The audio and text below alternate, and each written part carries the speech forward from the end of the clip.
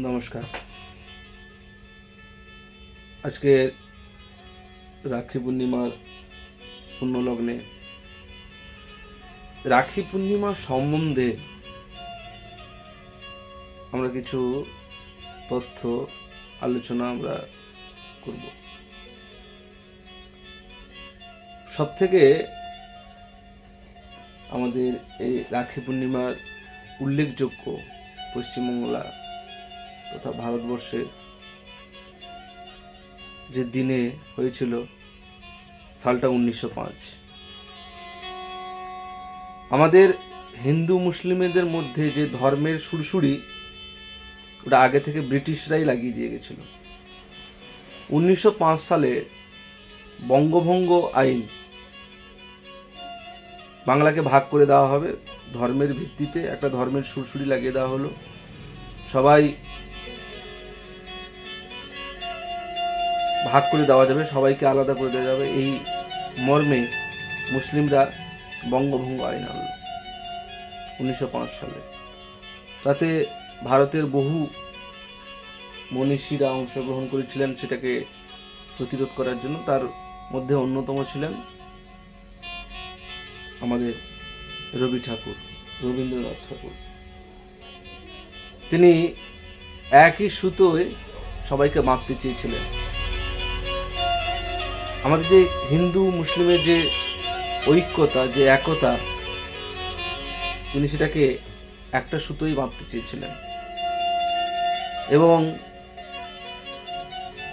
এইরকম একটি দিনে তিনি সবাইকে, সব মুসলিম বোনরা হিন্দুদের হাতে, হিন্দু বোনরা মুসলিম ভাইদের হাতে রাখি পরিয়ে দিয়েছিল।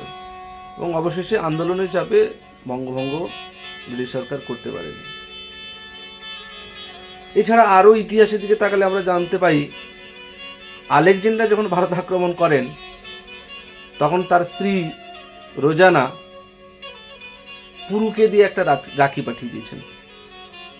মানে পুরুর প্রতি পুরুকে একটা রাখি পাঠিয়ে দিয়েছেন আলেকজান্ডারের স্ত্রী, যে আলেকজান্ডার তো ভারত আক্রমণ করতে যাচ্ছে,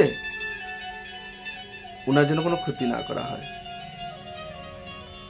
পুরু তো রাখিকে খুবই সম্মান করতেন।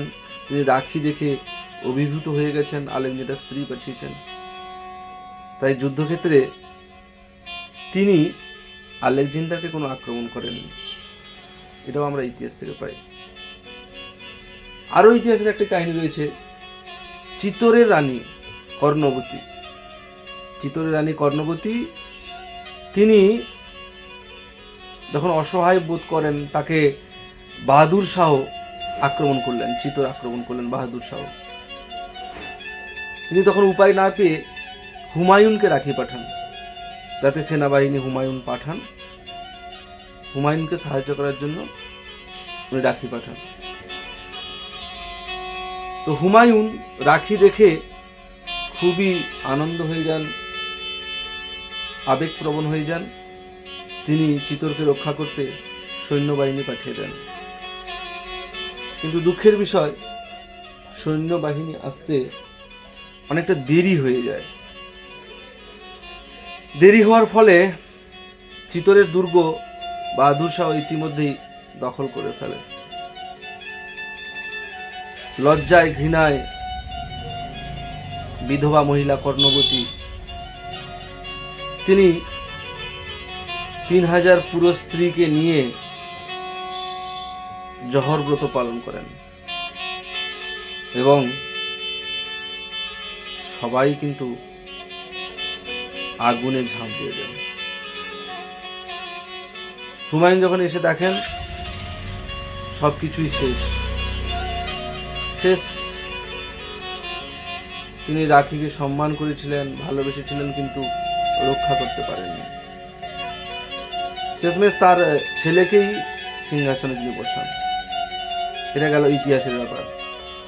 এবার আমরা যদি একটু পুরাণের দিকে তাকাই, আমাদের ভারতের ধর্মশাস্ত্রের দিকে যদি তাকাই, তাহলে সেখানে আরো কয়েকটি ঘটনার আমরা উদাহরণ পেয়ে যাব।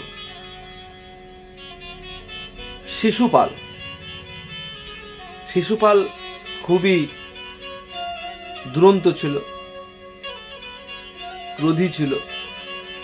তো ভগবান কৃষ্ণ যখন শিশুপালকে হত্যার জন্য সুদর্শন চক্র হাত থেকে ছাড়েন, তখন সুদর্শন চক্র ছাড়তে গিয়ে ওনার আঙুলে অনেকটা কেটে যায়, আর কেটে যাওয়ার ফলে রক্তপাত হয়। তো রক্তপাত বন্ধ করার জন্য সবাই বলেন যে একটা কাপড় বেঁধে দিতে হবে, কোনো কিছু বাঁধতে হবে। কেউ কোনো কিছু নিয়ে আসার আগেই দ্রৌপদী, যিনি ভগবানের রক্তের সম্পর্কে কেউ ছিলেন না, তবুও তিনি তার শাড়ির কোণটা ছিঁড়ে ভগবানের হাতে বেঁধে দিয়েছিলেন। এক প্রকার রাখি বন্ধন। ভগবান সেই ঋণ শোধও করেছিলেন। যখন রাজসভায় দ্রৌপদীর বস্ত্রহরণ হয়েছিল, ভগবান নিজে গিয়ে বস্ত্র আচ্ছাদন করেছিলেন দ্রৌপদীকে। পুরাণের আরও আমরা উদাহরণ পাই বলি রাজা, দৈত্য রাজা বলি। দৈত্য রাজা বলি ছিলেন বিষ্ণুর ভক্ত। তো বিষ্ণু বলির রাজ্য রক্ষা করার জন্য বৈকুণ্ঠ ছেড়ে চলে এসে বলির কাছেই থেকেছিলেন ওনার রাজ্য রক্ষা করার জন্য। বিষ্ণু স্ত্রী লক্ষ্মী দেবী দেখলেন যে দীর্ঘদিন ধরে রাজা বৈকুণ্ঠে রাজা বিষ্ণু নেই। তিনি খুঁজতে খুঁজতে বলির কাছে এসে পৌঁছে গেলেন, দেখলেন ওখানেই আত্মগোপন করে আছে বিষ্ণু। তো তিনি ছদ্মবেশ ধরে বলির কাছে বললেন যে আমার স্বামী হারিয়ে গেছে, আর আমার স্বামী ফিরে না আসা পর্যন্ত আমি তোমার কাছেই থাকব। বলি তো দানবীর, উনি বললেন ঠিক আছে থাকো। তো এইভাবে ছদ্মবেশে লক্ষ্মী দেবীও রাজা বলির কাছে থাকলেন। বিশেষ এক শ্রাবণ পূর্ণিমার উৎসবে লক্ষ্মী দেবী কি করলেন, বলির হাতে একটা রাখি বাঁধলেন। রাজা বলি তো অবাক হয়ে গেলেন, হঠাৎ আপনি, আপনার স্বামী হারিয়ে গেছে, আপনি আমার কাছে আশ্রিতা, আপনি হঠাৎ আমার হাতে রাখি বাঁধলেন কেন?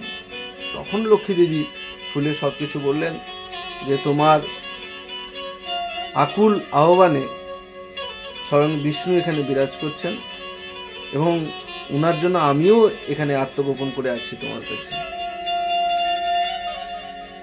রাজা বলি হাসলেন এবং অনুরোধ করলেন উনাদের যে আপনারা বৈকুণ্ঠে ফিরে যান। তো রাখি বন্ধন উপলক্ষে আমরা এতগুলো ঘটনার জানি, আপনারা হয়তো অনেক বেশি জানেন। আমি যতটুকু জানি আপনাদের কাছে শেয়ার করলাম। ভুল ত্রুটি হলে ক্ষমা করে দেবেন। ধন্যবাদ, নমস্কার।